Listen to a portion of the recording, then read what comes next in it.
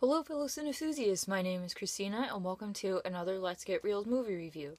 Today's movie I will be reviewing is actually a black and white silent movie from Spain from 2012 entitled Blancancieves. Blancancieves translates to Snow White in English. This is the story of Snow White and the Seven Dwarfs set in Spain in the 1920s. What makes this retelling so genius and so perfect is that the girl becomes a matador, a bullfighter.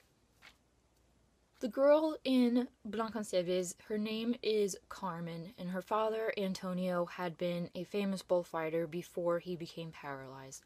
Carmen is raised by her grandmother until her grandmother unfortunately dies, and Carmen goes to live with her father, but her evil stepmother, Encarna, will not let her see Antonio. Carmen does manage to go and sneak up to her father, who is in a room on the second floor. As time goes on, Antonio teaches Carmen how to be a matador and teaches her all the ways of being a bullfighter. Years later, when Carmen is a young woman, Encarna kills Antonio by pushing him down the stairs and has her driver/lover take Carmen out into the woods to try and kill her.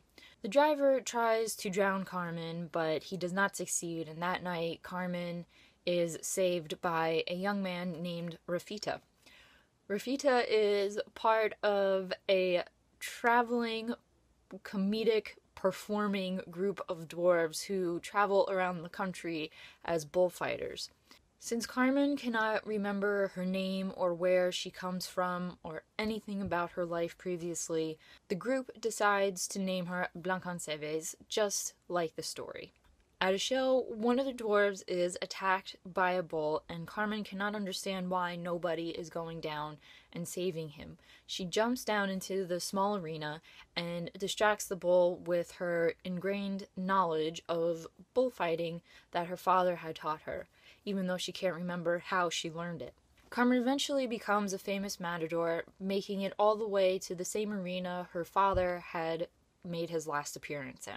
In a magazine, Encarna sees that Blancancieves is Carmen. She becomes furious with her driver/lover, and being the nice, wonderful woman that she is, she kills him. Encarna goes to the arena. Carmen is applauded and praised by the crowd because she was able to successfully stare down a bull into submission. Encarna hands Carmen a poisoned apple, just like in the fairy tale that we have come to know over the years. All that can wake Blancancieves is true love's first kiss.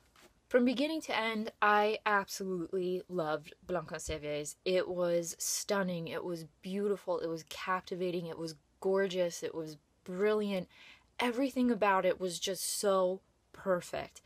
The direction was so captivating and so enthralling.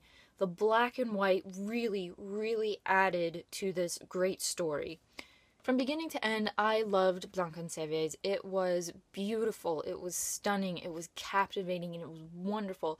It was a perfectly wonderful retelling of Snow White and the Seven Dwarfs. I think part of the reason why I loved Blancancieves so much is that it reminded me of two visually stunning silent films from the 1920s, the French version of The Fall of the House of Usher and Carl Theodor Dreyer's The Passion of Joan of Arc. Those films are surrealistic, and that is what many of the scenes in Blancancieves were like. They were very surrealistic, they were like a dream, they kind of played with your head a little bit, but that is what made Blancancieves so gorgeous and so visually captivating and so different from the types of movies that are made today.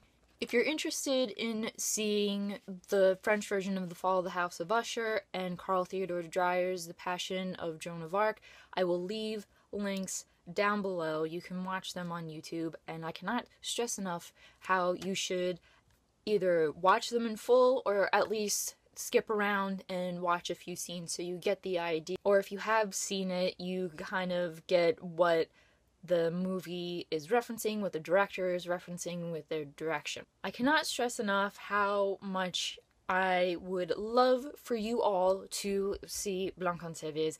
I have been talking about it nonstop to my friends. I've been telling my one brother, who is a film major, to go and watch it. He will love it so much, and I am telling you to go and watch it. Blancancieves is currently available on Netflix to view, and if you have Netflix, as soon as this review is over, you must go watch it. It is such a great movie. I highly recommend watching this movie, especially if you call yourself a cinephile, a cinema enthusiast, because you will just absolutely fall in love with it, and you will be able to see what I am talking about when I say that the direction reminds me very much of the French silent version of The Fall of the House of Usher and Dreyer's The Passion of Joan of Arc.